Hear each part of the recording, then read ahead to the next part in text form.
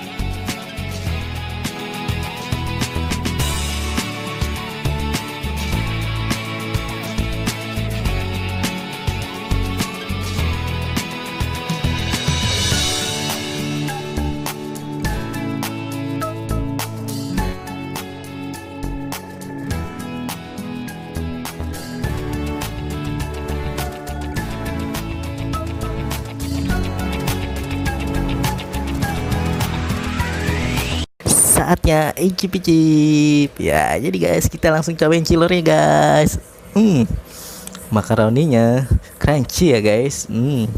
Lagi guys, crunchy banget ya guys.